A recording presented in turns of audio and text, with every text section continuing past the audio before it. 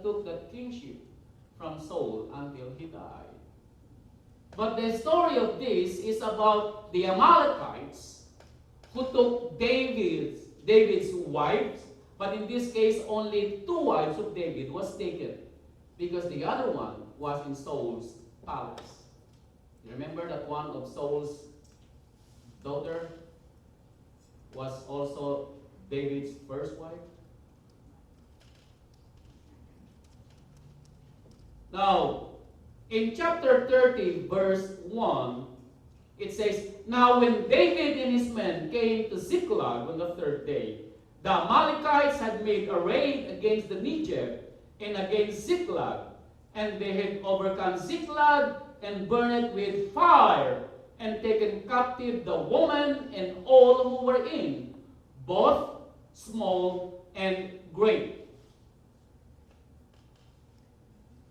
All of it, including 2 wives of David. Now, because of these things happened, this is what the men felt against David. In verse 6. "And David was greatly distressed, and for the people spoke of stoning him." They want to kill David. Why? Because they think it was David's fault why the Amalekites have raided their place. And sometimes we point our finger to somebody that we can blame on if tragedy strikes in our life. And most of the time we point our finger to somebody not knowing that you might be the culprit of the tragedy. And out of the aggressiveness, they want to kill their own king, their own leader. They don't care anymore about David as the king. They don't care anymore that David is the leader. They just want revenge. They just want somebody to feel the blame of the tragedy that happened to him. But look at what David did in verse 8. Out of distress, out of tragedy, there is hope. Because in verse 8, take a look at what David did. "And David inquired, whom?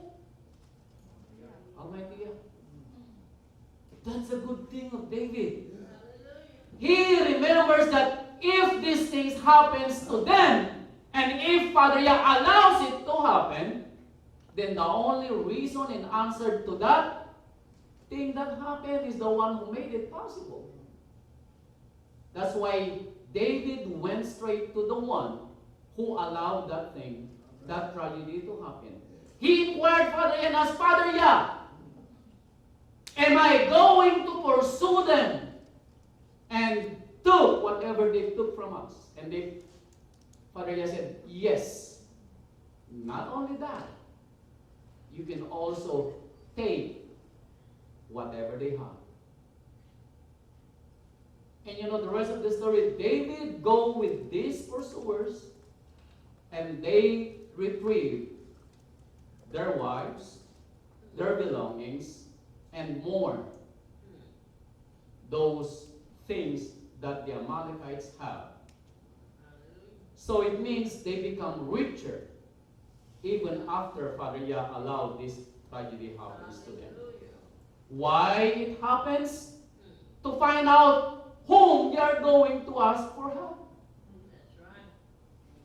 And most of the time, if we feel that kind of tragedy, sometimes we ask, how much do we have in the bank? When our health are in jeopardy, sometimes we think first of the doctor than bend our knees. Yes or no? Yes. You know, I don't know if it's a good thing or a bad thing. In the Philippines, it is just a common for me to receive that Somebody needs help. Somebody needs a doctor. But because they have nothing except the oil that they have in the sanctuary, all they can do is pray, hoping and praying that their pain will go away, that the oil that is written on the Bible that you can use to soothe the pain, to pray for the sick, to pray for the needy, that's all they have. And miracle by miracle by miracle happens always, almost every day in the world. And sometimes I have some questions.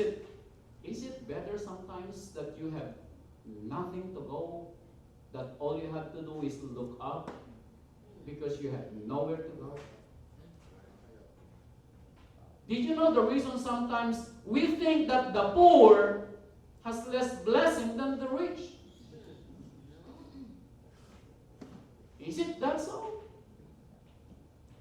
Did you know the poor is what our rabbi chose to live with when he was here on earth? Yes, it was. Did our rabbi choose to be born in a mansion, nor in a castle, nor in a palace? No, he did not. No, he did not. Actually, if we know the story of his life here on earth, he only had one dress and one sandal. Remember the story when the two disciples of Yohanan asked him, Rabbi, where do you live? And our rabbi said, the fox have holes, the birds have nests, but the Son of Man had no place to put his head. Thank you, Father. Why he chose that? Because our rabbi is trying to teach us to be dependent on our Father who art in heaven. That's why in his prayer that he taught his disciples, he did not say, give us our bread for the duration of our life. Did he say that? No, he just says daily. Why? Because nobody is given the promise for tomorrow. But sometimes, as if we never learn a thing. Sometimes we spend our youth outside working. Sometimes we arrive in the sanctuary dragging ourselves because we're too tired of our work yesterday. Is that so? Our rabbi said in Luke, your life here on earth is not depend on how much you gain, nor how much you acquire. Because Job said, I was born naked on this world, and I will die naked. Father Yahweh takes, take away. And Job said, bless the name of Father Yahweh. Now, if we can say that after what happened to Job, after all his, we call it riches, after all his children, if we can say that, then we can say, yeah, we have the faith as strong as Job.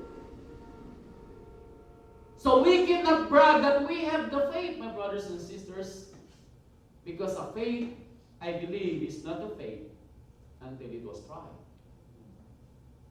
Everybody can say, I have faith. But take a look the way they live their life. It's easy to say you have faith. That is true. Because if tragedy strikes, we can determine where is your faith. Take a look at what Job said.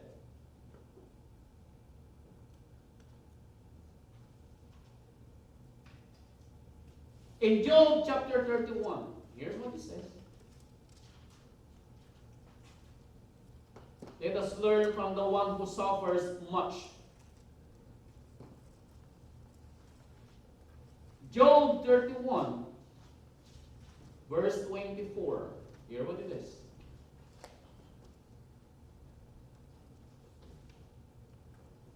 If I had made gold my trust on the days of my calamity, or called fine gold my confidence, if I had rejoiced because my wealth was abundant.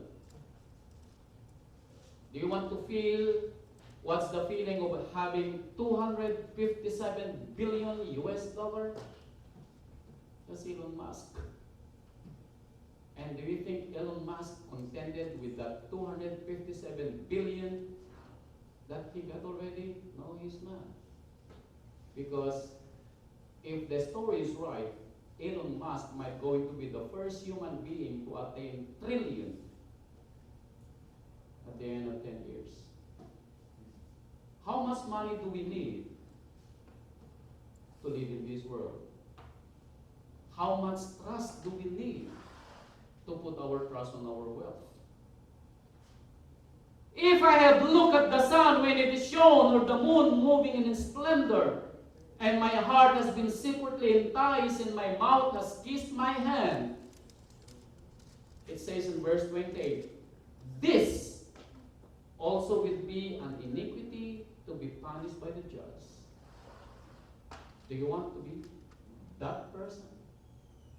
Job said, if you are the one who trusts your wealth, if you are the one who trusts your strength, who trusts your youthfulness, who trusts whatever you have in this life, Job said, this too will be considered iniquity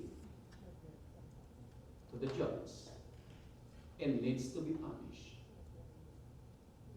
That's why our rabbi said, to those who seek to save their lives will lose it. Now, what does it mean by that?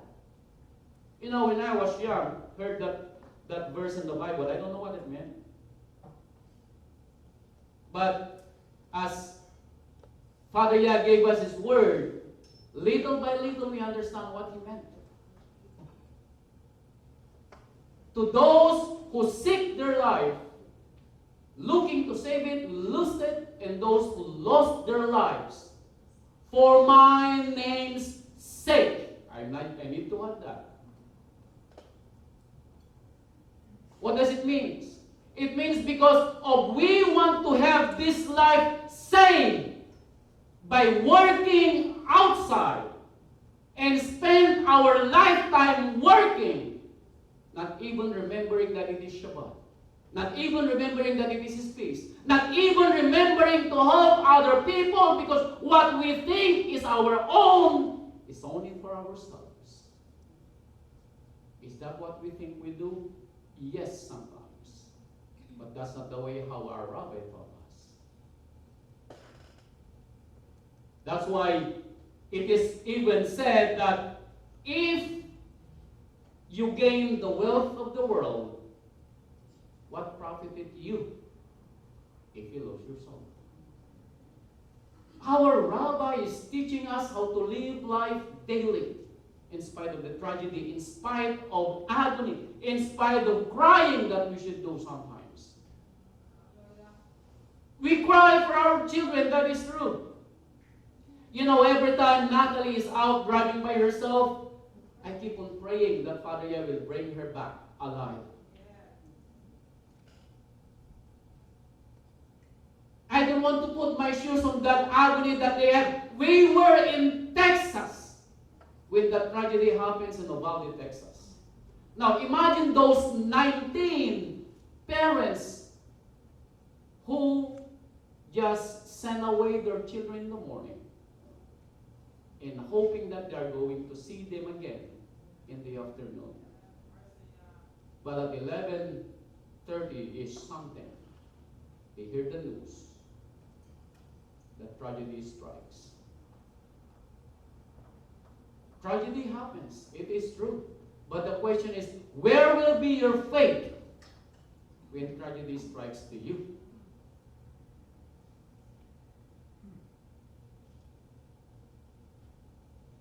In Matthew chapter 19,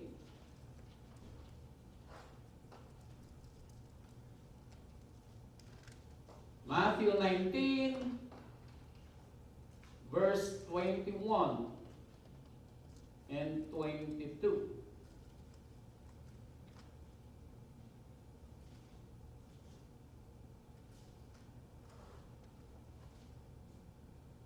Now you know the story of this one. The young man, the rich young man, should I say, who asked the rabbi, Rabbi, what can I do? Or what will I do to have eternal life? And Rabbi told him, do the commandments. And the young man said, I've been doing this since childhood.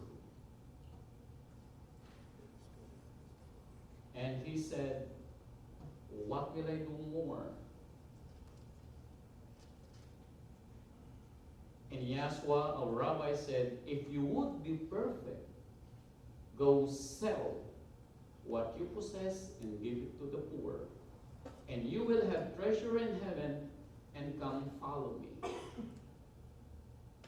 When the young man heard this, did he cry because of his wealth? No, it is not. He cried because he